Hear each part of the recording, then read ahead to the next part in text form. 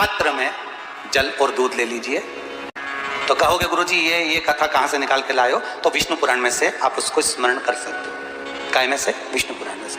एक पात्र में देसी गाय का दूध, जल उसमें रखकर, और आपके यहाँ अगर लड्डू गोपाल हो, यदि आपके घर में ठाकुर जी हो, लड्डू गोपाल हो, विष्णु जी का कोई स्वरूप हो, श्री हरि का कोई स्वरूप हो, तो उस पर आप संध्या के समय पर दुर्वा डालकर उस दुर्वा से अगर लक्ष्मी जी के नामों का 108 बार उच्चारण कर कर, घी का दिया लगाकर, कैसर के चावल साथ में रखकर केवल उस जल का और दूध का मात्र छींटा देते हो, तो उसके घर में कभी लक्ष्मी की कमी नहीं आ सकती, संपदा बढ़ती चली जाती है। 108 बार लक्ष्मी के नाम का मात्र उच्चारण कर लेने पर, भगवान विष्णु के चरणारविंद पर, भगवान विष्णु के चरणों पर केवल उस दुर्वा का, जल का, दूध का सिंचन कर देने से भी लक्ष्मी की वृद्धि होती है।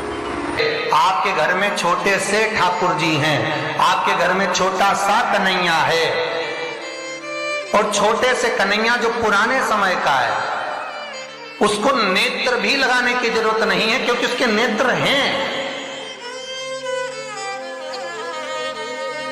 और मान लो तुमने इतना बड़ा कन्हैया ले लिया, तो अरे बोलो तो जम के जरा, और उसका कोई एक नेत्र कहीं गिर गया, एक नेत्र कहीं चले गया, तो फिर दूसरा नेत्र लगाना पड़ेगा कि नहीं लगाना पड़ेगा? और अगर एक नेत्र पर रखोगे तो अच्छा लगेंगे कि ठाकुर जी? नहीं। तो नेत्र होना, जितनी बड़ी मूर्ति होती है, जितना बड़ा स्वरूप होता है, जितना बड़ा शिवलिंग होता है, जितनी बड़ी मूर्ति की स्थापना होती है, उतनी उसमें सेवा की और भाव की जरूरत पड़ती है। भगवान विष्णु ने जाते हुए शिव बाबा को देखा।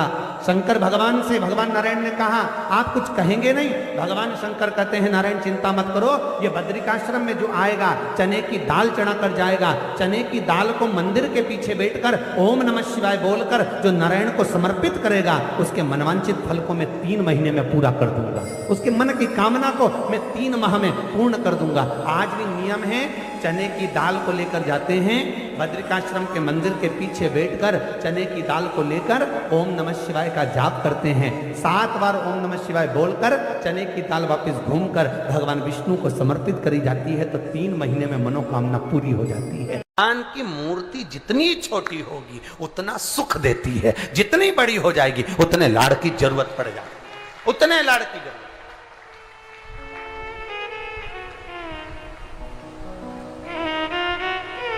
जितनी छोटी। अब आप कहोगे गुरुजी तुम इतनी बड़ी बड़ी बातें करते हो, तुम्हारे ठाकुर जी भी तो देखो कितने बड़े हैं। आपको मालूम होगा कि इंदौर में कथा थी, बहुत साल पहले, 20-1 साल पहले की बात होगी, 20-22 साल के पहले की। इंदौर के सेठ जिनके पास में ठाकुर जी थे, और उनके कोई गुरुजी, अब गुरुजी तो गुरुजी होते हैं, उन्होंने कह दिया इतनी बड़ी मूर्ति घर में नहीं होना चाहिए। अब उनको कह दिया कि इतनी बड़ी मूर्ति घर में नहीं होना चाहिए, तो वो इनको नर्मदा जी में विसर्जन के लिए लेकर जाने लगे या कहीं देने के लिए जाने लगे। वो हमारे यहाँ कथा में आए थे, तो वो अटैची लेकर आए थे, तो पूछ लिया हमने कि इस अटैची को आप कहाँ ले जा रहे हैं, क्या है इसमें?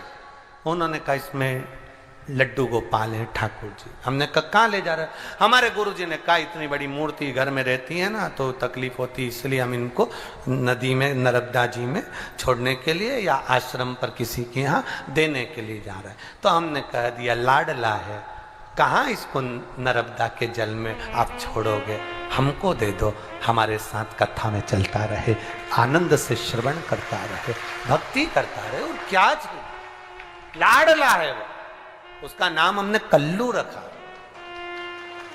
हमारा कल्लुआ है, लाडला।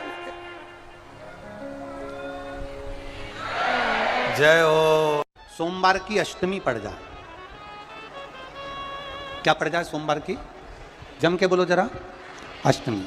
या तो सोमवार की अष्टमी पड़ जाए, या हर महीने शिवरात्रि आती है, हर महीने आती है, या तो सोमवार की अष्टमी पड़ जाए या फिर सोमवार की शिवरात्रि पड़ जाए, हर महीने आती है। प्रयास करना कहीं से देसी गाय का दूध मिल जाए, थोड़ा सा दूध देसी गाय का मिल जाए, थोड़ा सा दूध, देसी गाय का थोड़ा सा दूध अगर प्राप्त हो जाए, बेलपत्री के पत्ते से दूध कटोरी में लेकर, मात्र बेलपत्री के पत्रे से एक एक बूंद, अगर दूध आप एक बूंद अगर ज्यादा ना मिला हो, एक चम्मच भी अगर आपको दूध देसी गाय का मिल गया हो, और सोमवार की अष्टमी पड़ जाए या सोमवार की जम के बोलो शिवरात्रि पड़ जाए, उसमें केवल अगर देसी गाय का दूध मिल जाए, जर्सी गाय का नहीं हो, देसी गाय का अगर दूध मिल जाए, बेलपत्री के पत्ते से तुम्हारे घर के अंदर अगर शिवलिंग है या मंदिर में शिवलिंग है या तुम्हारे नजदीक में कोई शिवलिंग है, उस पर बूंद बूंद एक एक बूंद अगर शिवलिंग पर दूध समर्पित कर रहे हो, श्री शिवाय नमस्तुभ्यम, नमः शिवाय, या षडाक्षर मंत्र ओम नमः शिवाय, या 33 अक्षर का मंत्र महामृत्युंजय मंत्र, इसका स्मरण कर कर शिव जी पर देसी गाय का दूध समर्पित कर कर इस बेलपत्री को अशोक सुंदरी वाली जगह पर अगर आप समर्पित कर देते हैं, फिर आप जिस भी चीज के लिए अप्लाई करें, मेरा देवाधिदेव महादेव आपका हाथ पकड़कर खींचकर आगे बढ़ा ही दे। मेहनत करना, कर्म पूरा करना, पढ़ाई अच्छी करना, और पढ़ाई के साथ में विद्या अध्ययन करने के साथ में अच्छी मेहनत के साथ में देसी गाय का दूध भगवान शंकर को समर्पित करना, भगवान शंकर को समर्पित करना, देसी गाय का दूध धीरे धीरे धीरे धीरे समर्पित करना, भावों के साथ आप समर्पित करें। देसी गाय का दूध एक एक बूंद समर्पित करें, धीरे धीरे समर्पित करें। और देसी गाय का दूध जब धीरे धीरे समर्पित करें, बड़े रास्ते से आनंद से धीरे धीरे जब आप समर्पित करेंगे, बेलपत्री वही दूध में सनी हुई बेलपत्र अशोक सुंदरी वाली जगह पर, उस समय पर डंडी का भाग शिवलिंग की ओर नहीं होना चाहिए, उस समय पर डंडी का भाग जहां से पानी बहकर जाता है अशोक सुंदरी की ओर से, वहां पर होना चाहिए। कार्य में सफलता मिलती ही है। शिव तत्व को धारण करें। सोमवार की अष्टमी का मतलब आपको इंदौर की कथा में बताया था, जिस दिन शंकर और पार्वती के मिलन का दिवस हो, और केवल एक माता पार्वती के अकेले मिलन का नहीं, 64 योगनियां तक भगवान शंकर से मिलने के लिए आती है। पीला चंदन लगा लेना। कितना लगाना है? बीच वाला जो पत्ता है उस पर पीला चंदन। जब आपको लगे कि मेरा जीवन बहुत कष्टमय है, अब ये रोग, अब ये कष्ट दूर ही नहीं हो रहा, अब ये आए दिन तकलीफ पर तकलीफ बढ़ती जा रही है, आए दिन रोग बीमारी, पैसा घर में बच नहीं रहा, बहुत कष्टमय जीवन है, इसमें लगाओ पीला चंदन बेलपत्री की बीज पत्ती पर। महाराज, और बीज पत्ती पर जब चंदन लग जाए, लगने के बाद में ये दोनों पत्ती पर लाल चंदन लगा लीजिए।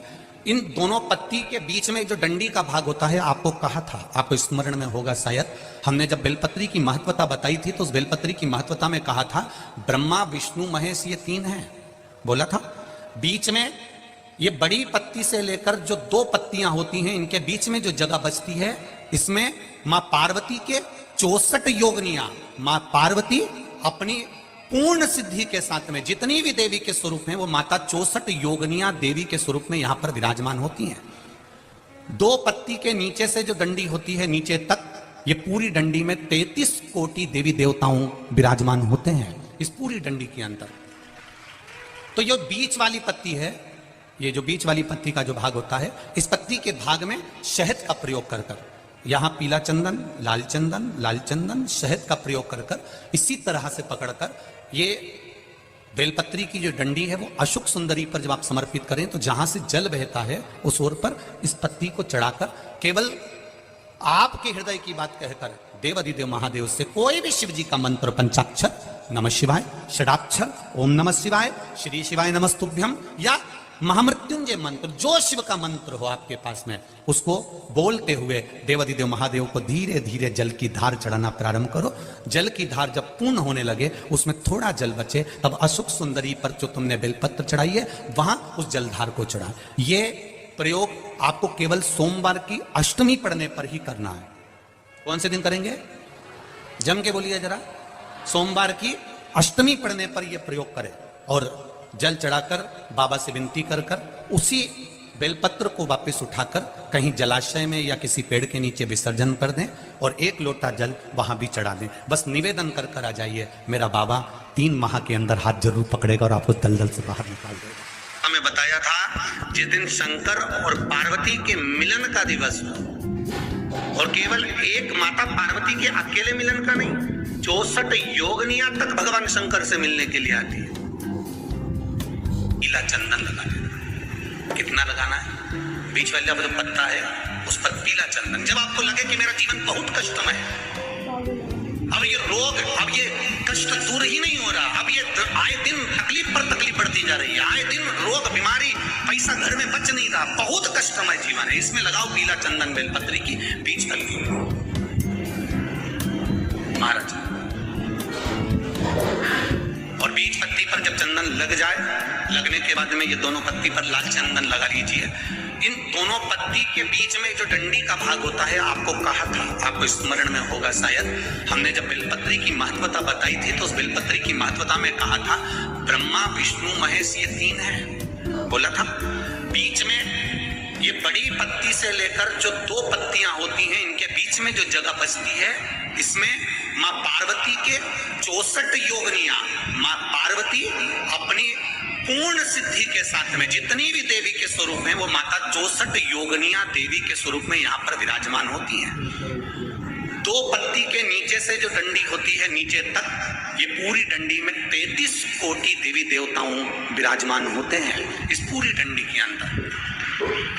तो ये बीच वाली पत्ती है, ये जो बीच वाली पत्ती का जो भाग होता है, इस पत्ती के भाग में शहद का प्रयोग कर यहाँ पीला चंदन, लाल चंदन, शहद का प्रयोग कर इसी तरह से पकड़कर ये बेलपत्री की जो डंडी है वो अशोक सुंदरी पर जब आप समर्पित करें तो जहां से जल बहता है उस ओर पर इस पत्ती को चढ़ाकर केवल आपके हृदय की बात कहकर देवाधिदेव महादेव से कोई भी शिव जी का मंत्र, पंचाक्षर, नमः शिवाय, षडाक्षर, ओम नमः शिवाय, श्री शिवाय नमस्तुभ्यम, या महामृत्युंजय मंत्र, जो शिव का मंत्र हो आपके पास में, उसको बोलते हुए देवाधिदेव महादेव को धीरे धीरे जल की धार चढ़ाना प्रारंभ करो। जल की धार जब पूर्ण होने लगे, उसमें थोड़ा जल बचे, तब अशोक सुंदरी पर जो तुमने बेलपत्र चढ़ाई है वहां उस जलधार को चढ़ाए। ये प्रयोग आपको केवल सोमवार की अष्टमी पढ़ने पर ही करना है। कौन से दिन करेंगे? जम के बोलिए जरा। सोमवार की अष्टमी पढ़ने पर यह प्रयोग करें और जल चढ़ाकर बाबा से विनती कर उसी बेलपत्र को वापस उठाकर कहीं जलाशय में या किसी पेड़ के नीचे विसर्जन कर दें और 1 लोटा जल वहां भी चढ़ा दें। बस निवेदन कर आ जाइए, मेरा बाबा 3 माह के अंदर हाथ जरूर पकड़ेगा और आपको दलदल से बाहर निकालेगा। काया के रोग से